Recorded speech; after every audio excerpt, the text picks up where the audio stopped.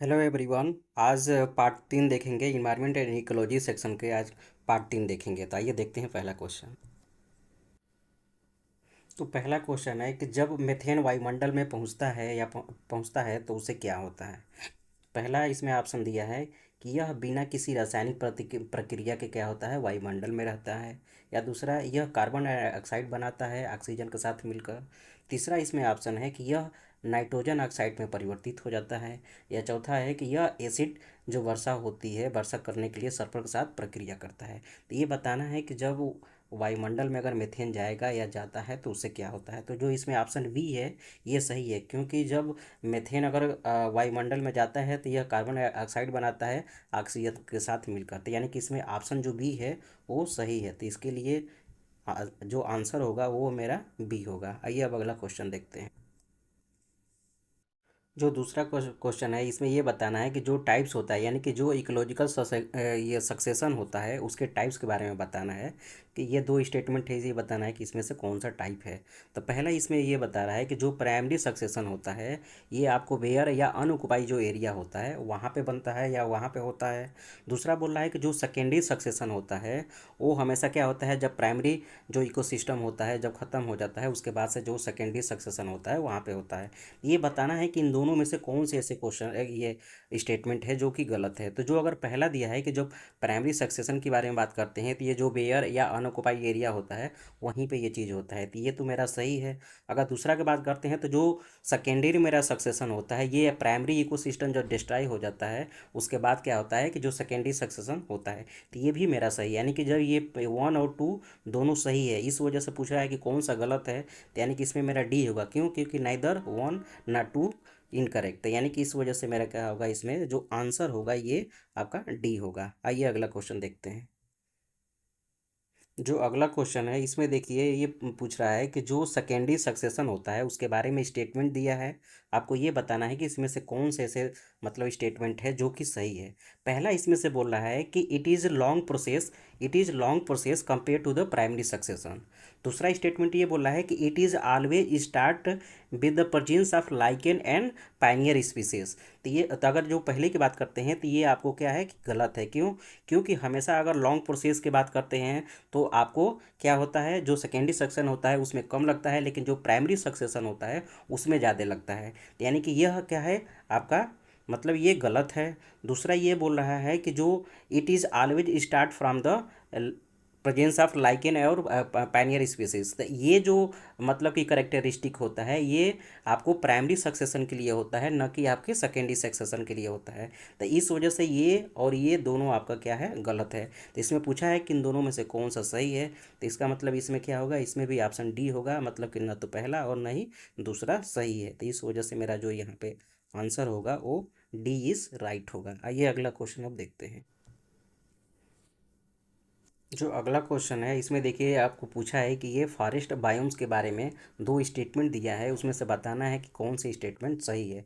यानी कि one biome के बारे में दिया है। तो पहला ये बोल रहा है कि जो भूमध्य रेखीय वन होता है वो आपको 0 से 10 डिग्री अक्षांश के बीच में पाया जाता है, यानी कि 0 से 10 डिग्री लेटीट्यूड के बीच में पाया जाता है। वहीं अगर दूसरा इसमें स्टेटमेंट है कि जो ये समशीतोष्ण वन होते हैं यह आपको 60 डिग्री अक्षांश में पाया जाता है। अब बताना है कि इन दोनों में से कौन सा क्या है, सही है। तो पहला इसमें से जो है कि जो इक्वेटोरियल फॉरेस्ट होता है यह आपको 0 से 10 डिग्री लेटीट्यूड पर पाया जाता है, यह आपका क्या है, सही है। दूसरा बोल रहा है कि जो टेम्परेट फॉरेस्ट होता है यह आपको 60 डिग्री लेटीट्यूड पर मतलब मिलता है, ये आपका क्या है, गलत है। क्यों?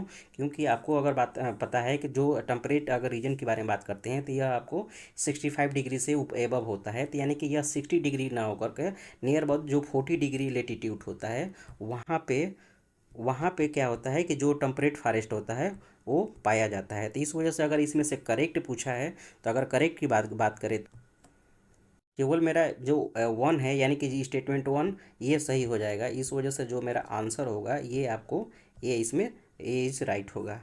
आइए अब अगला क्वेश्चन देखिए। कुछ यानी कि दो यहाँ स्टेटमेंट दिया गया है उसको बताना है कि इन दोनों में से कौन से ऐसे स्टेटमेंट है जो कि करेक्ट है।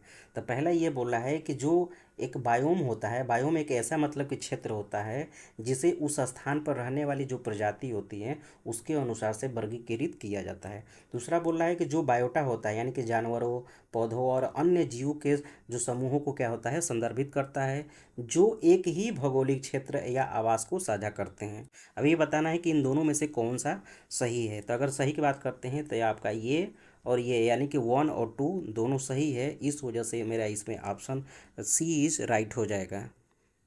यानी कि इसमें जो अब आंसर की बात करते हैं तो इसमें मेरा सी इज राइट होगा। जो अगला इसमें क्वेश्चन है ये पूछ रहा है कि जो सेकेंडरी सक्सेशन होता है उसके बारे में बताना है कि इसमें से कौन से ऐसे स्टेटमेंट है जो उसको संदर्भित करता है यानी कि व्याख्या करता है, यानी सेकेंडरी सक्सेशन क्या होता है। तो पहला इसमें से देखिए, अगर बात करते हैं इसमें आंसर का तो मुख्य रूप से देखिए बी होगा, इसमें आंसर होगा। क्यों? क्योंकि देखिए जो सेकेंडरी सक्सेशन होता है इसकी पहचान यही होती है कि डिस्ट्रक्शन ऑफ इकोसिस्टम, यानी कि जो वर्तमान में इकोसिस्टम होता है उसका डिस्ट्रक्शन होता है। उसके बाद से क्या होता है, gradual increase in soil fertility. उसके बाद से क्या होता है, धीरे धीरे जो सॉइल होती है उसकी मतलब कि उर्वरकता फिर से बढ़ती जाती है। उसके बाद से ग्रोथ ऑफ ग्रास, जब धीरे धीरे सॉइल फर्टाइल होती है तो क्या होता है, वहाँ पर छोटे छोटे जो घास होते हैं, पौधे होते हैं, वो उगना या विकास होना उसकी शुरू हो जाती है। उसके बाद से क्या होता है, इनफ्लो ऑफ हर्बीवोरस। जैसे ही वहाँ पे क्या होता है, घास अगर अच्छे से उग जाता है तो धीरे धीरे देखेंगे तो वहाँ पे इंसेक्ट रहने हैबिटेट करने लगते हैं और वहाँ पे हर्बीवोरस आकर रहने लगते हैं। तो इस वजह से जो इसमें ऑप्शन वी है, तो जो सेकेंडरी सेक्शन है सक्सेशन है उसको अच्छे से एक्सप्लेन कर रहा है। इस वजह से मेरा जो इसमें आंसर होगा ये आपका बी हो जाएगा। आइए अगला आप क्वेश्चन। जो अगला क्वेश्चन है ये बोल रहा है कि जो वन पारिस्थितिकी तंत्र होता है उसके संदर्भ में किस पारिस्थितिकी तंत्र के अंतर्गत जो वन प्रतापी प्रक्रिया होती है उसमें घटित होती है, यानी कि उससे संदर्भित होती है। तो इसमें आपको ऑप्शन 4 दिया गया है। तो पहला इसमें बोल रहा है कि जो ट्रॉपिकल एवरग्रीन फॉरेस्ट होता है यहाँ पे ये चीज़ होती है। दूसरा ये बोल रहा है कि जो टेम्परेट एवरग्रीन फॉरेस्ट है यहाँ पे घटित होती है। या तीसरा ये बोल रहा है कि जो ट्रॉपिकल डिसिड्यूस फॉरेस्ट होता है यहाँ पे ये चीज़ घटित होती है। और चौथा बोल रहा है कि जो ग्रासलैंड इकोसिस्टम होता है यहाँ पे होता है।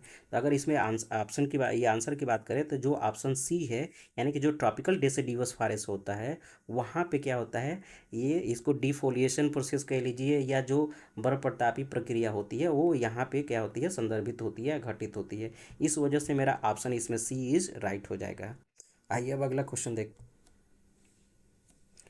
किस पारिस्थितिकी तंत्र को ये लंग्स ऑफ अर्थ कहते हैं, यानी कि rain forest and equatorial forest को फॉरेस्ट इकोसिस्टम को बोलते हैं, या मैंग्रोव इकोसिस्टम को बोलते हैं, या टैगा फॉरेस्ट इकोसिस्टम को बोलते हैं, या मानसून फॉरेस्ट इकोसिस्टम को बोलते हैं। तो इसमें मेरा ऑप्शन ए होगा, ये सही होगा। क्योंकि रेन फॉरेस्ट एंड इक्वेटोरियल जो फॉरेस्ट इकोसिस्टम होता है उसको हम लंग्स ऑफ द अर्थ कहते हैं। तो इस वजह से मेरा जो आंसर होगा ये आपको आंसर ए इज राइट हो जाएगा।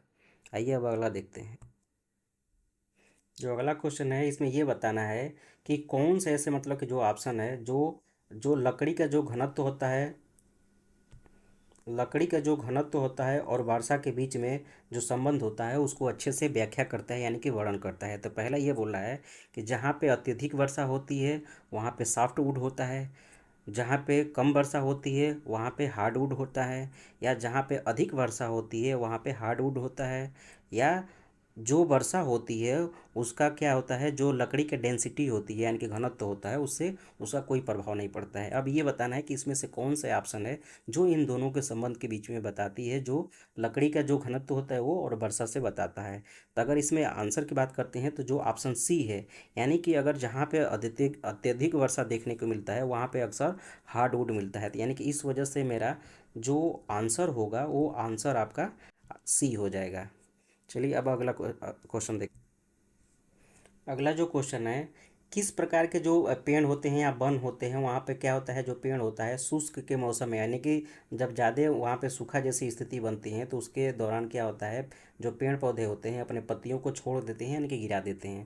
तो यह कौन सा मतलब किस प्रकार के वन होता है जो गर्मियों के दिनों में कह लीजिए या ज़्यादा मतलब कि सूखा जैसी स्थिति होती है या पानी की कमी जैसी स्थिति होती है तो पेड़ पौधे अपने पत्तियों को छोड़ देते हैं। तो मुख्य रूप से देखिए इसमें दिया है कि एवरग्रीन फॉरेस्ट है, डेसिडिवस फॉरेस्ट है, ट्रॉपिकल रेन फॉरेस्ट है और टेम्परेट फॉरेस्ट है। तो यानी कि इसमें से कौन से ऐसे वन है जो क्या होता है कि ज़्यादा शुष्क जैसे मौसम होता है तो अपने जो पत्ते होते हैं उसको छोड़ देते हैं। तो मुख्य रूप से देखिए इसमें ऑप्शन जो बी बी है, यानी कि डेसिडियस जो फॉरेस्ट होता है वो क्या होता है कि जब गर्मी के मौसम होता है या ज़्यादा मतलब सूखे जैसी स्थिति होती है तो उस समय जो जो भी मतलब वहाँ के पेड़ पौधे होते हैं वो अपने पत्तियों को क्या करते हैं, छोड़ देते हैं। तो इस वजह से मेरा जो इसमें आंसर होगा ये आपको बी हो जाएगा। अब अगला क्वेश्चन देखते हैं। अगला जो क्वेश्चन है इसमें, जो इक्वेटोरियल रेन फॉरेस्ट होता है उसकी विशेषता क्या होती है, या जो भूमध्य रेखी जो वर्षा वन होता है उसकी विशेषता क्या होती है। तो पहला इसमें बता रहा है कि जो तापमान होता है और वर्षा होती है उसमें अधिक भिन्नता पाई जाती है। दूसरा बोल रहा है कि जो घने वन के कारण क्या होता है, सीमित सूर्य के प्रकाश प्रवेश करता है। तीसरा बोल रहा है कि लगभग 100 सेंटीमीटर के आसपास क्या होता है, यानी कि उसके मध्य वर्षा होती है। या हाथियों जैसे क्या जो बड़े शाकाहारी जीव होते हैं उनकी उपस्थिति होती है। तो ये बताना है कि जो भूमध्य रेखीय वर्षा वन होता है उसकी विशेषता क्या है। तो इसमें जो ऑप्शन बी होगा, यानी कि जो घने वन होते हैं, घने वन होने के कारण सीमित सूर्य के प्रकाश की किरणें उसमें प्रवेश कर पाती है, यह इसकी क्या है, विशेषता है। इस वजह से मेरा जो इसमें आंसर होगा ये आपको बी हो जाएगा। तो ये इसके आंसर की दिए हैं, आप यहाँ से भी देख सकते हैं। तो आज इसका मतलब कि जो थर्ड पार्ट है उसको कंप्लीट किए हैं। अब उसको अगले अगले आने वाले वीडियो में चौथे इसके पार्ट को देखेंगे। धन्यवाद।